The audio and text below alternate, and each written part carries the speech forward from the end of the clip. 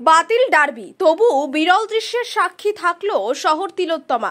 বাংলার ফুটবলের ইতিহাসে এ যেন বিরল। প্রতিপক্ষ ইস্টবেঙ্গল ও মোহনবাগান সমর্থকরা একে অপরের কাঁধে কাঁধ মিলিয়ে প্রতিবাদের ঝড় তুললেন রাজপথে।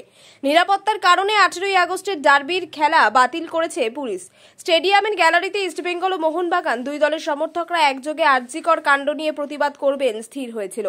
বিশৃঙ্খলা তৈরি হতে পারে অনুমান করে আগে থেকে বিধাননগর পুলিশের তরফ থেকে যুবভারতী ক্রীড়াঙ্গন সহ ওই এলাকায় জারি করা হয় 163 ধারা। খেলা বাতিল হয়ে যাওয়ার কারণে সেই প্রতিবাদ মাঠে না হয়ে এদিন দেখা গেল সল্টলেক স্টেডিয়ামে ইএম বাইপাসের উপর। রীতিমতো পুলিশের সঙ্গে এক প্রকার খণ্ডযুদ্ধ বেঁধে যায় ইস্টবেঙ্গল ও মোহনবাগান সমর্থকদের।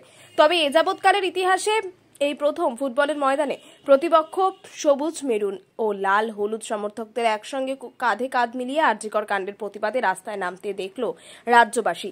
ক্রীড়াপ্রেমী আন্দোলনকারীদের একটাই দাবি, যে পরিমাণ পুলিশ এদিন সমর্থকদের আটকাতে রাস্তায় নামানো হয়েছে তার অর্ধেক পরিমাণ পুলিশ নিরাপত্তার খেলা করানো যেত।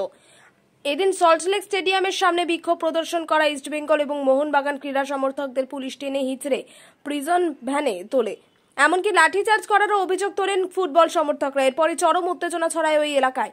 প্রিজন ভ্যান ঘিরে বিক্ষোভ দেখাতে শুরু করে ইস্টবেঙ্গল মোহনবাগান দুই দলের সমর্থকরা। পরবর্তীতে ঘটনাস্থলে পৌঁছান আইএফ এর সভাপতি কল্যাণ চৌবে। তার উপস্থিতিতে অবশেষে কিছুটা হলেও পরিস্থিতি সামাল দিয়ে আটক করা হয় দুই দলের সমর্থকদের। প্রিজম ভ্যান দিয়ে নামিয়ে দিতে দেখা যায় পুলিশকে। এদিন বিধাননগর ও কলকাতা পুলিশের তরফে বিশাল পুলিশ বাহিনী মোতায়েন ছিল ওই এলাকায়। ছিলেন পুলিশের উচ্চপদস্থ কর্তারাও।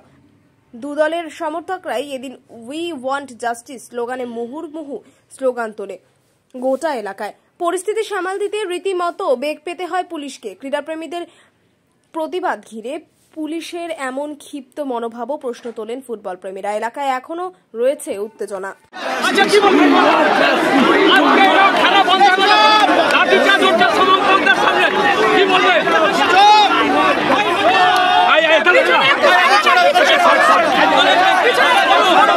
जस्टिस चाहिए, अब क्या चाहिए?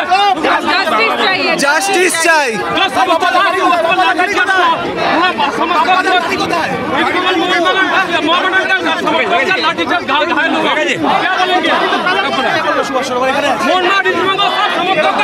मैडम क्या बोलेंगे?